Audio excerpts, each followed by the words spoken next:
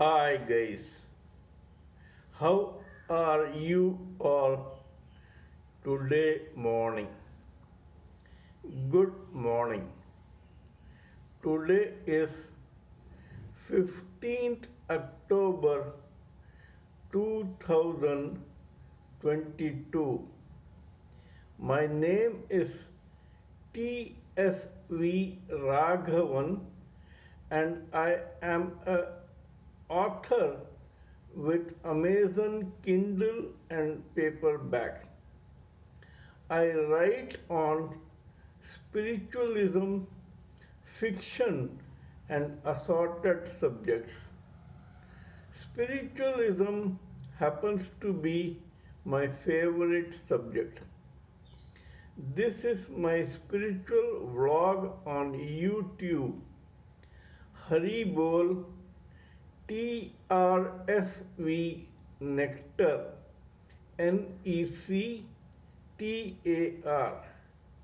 In this particular vlog, in my previous videos, we have been discussing about the knowledge and information that we have gleaned through our study of spiritual books, scriptures, contemplation on the material universe, and meditation on the spiritual universe.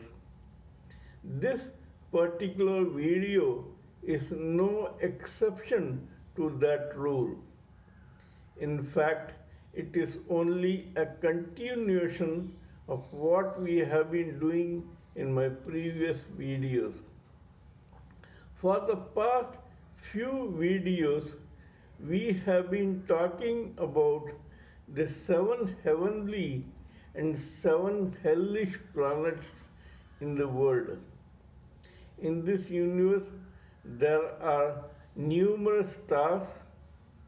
Every star has its own effulgence. Some of these stars are suns themselves, and every sun has its solar system. Every heavenly planet and every hellish planet has its own sun and solar system individually. That is, there are seven heavenly planets, seven hellish planets, 14 suns, and 14 solar systems that rule or are inhabited by these planets, whether heavenly or hellish.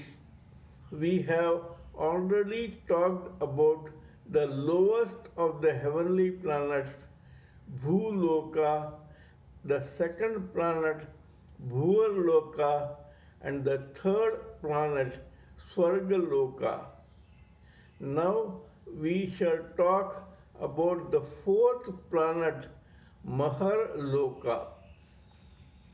Before I go into Mahar Loka, which is the fourth heavenly planet, let me tell you that there is a diverse opinion about the existence of Mahar Loka among the transcendentalists, intellectuals, spiritualists, and philosophers.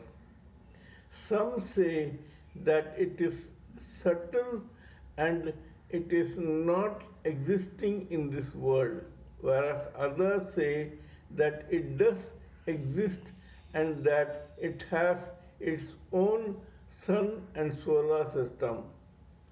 In my contemplation on these two theories, I came to know that both are equally right.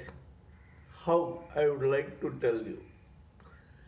Unlike the other three planetary systems, in this case, Mahar Loka representatives in the Bhuloka are in the astral plane. They are very subtle and they are not gross and visible to Bhuloka.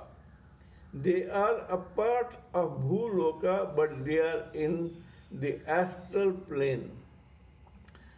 the gross plane and the etheric planes don't apply to this Mahar Loka.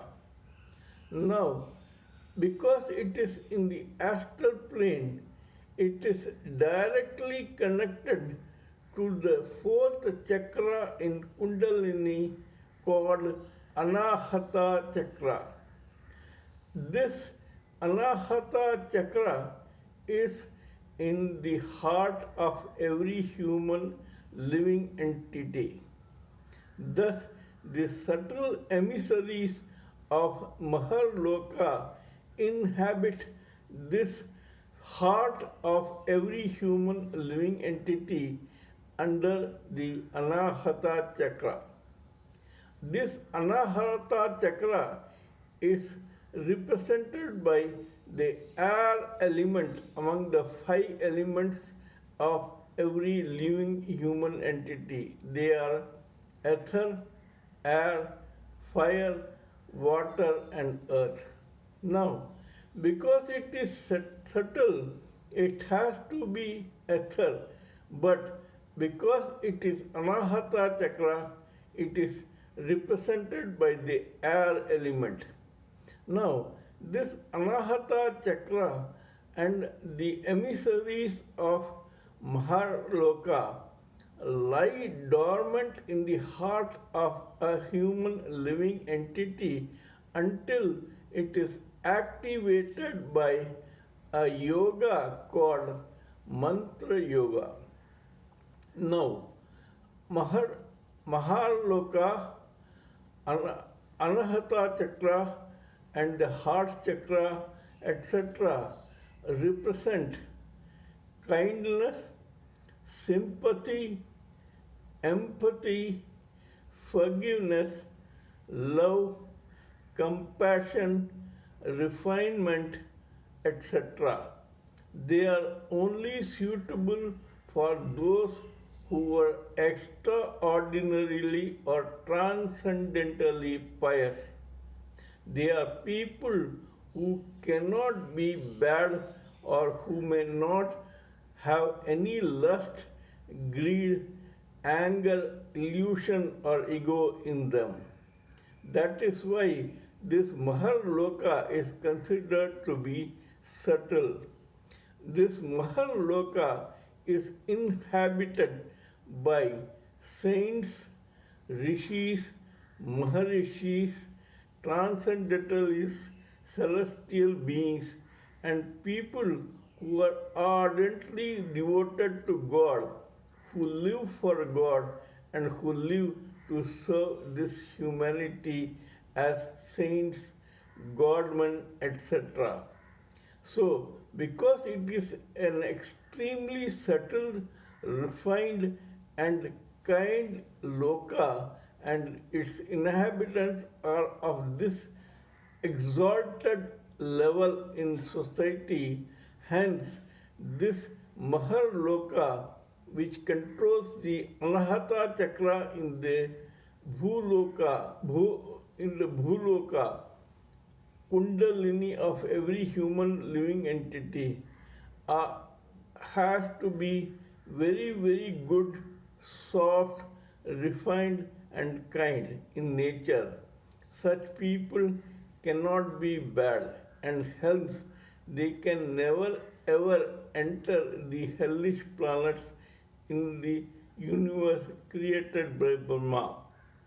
Mahar Loka is one place which very few among the human living entities can enter, and even to enter that place, they have to be so pious and so good that they cannot be compared to the ordinary human living entities, including the Siddhas, the Pitras, and the Swargaloka inhabitants.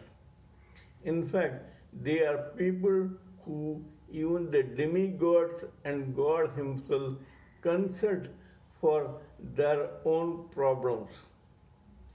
Kindly let me know what you think of my talk on this particular subject. Please give me your own opinions, thoughts, and ideas on this matter so that I may blend all of them together and come up with something which is beneficial to the whole society. Please subscribe to my channel and press the bell icon so that I may keep reminding you of my other videos. Till we meet in my next video, it is good morning from TSV Raghavan.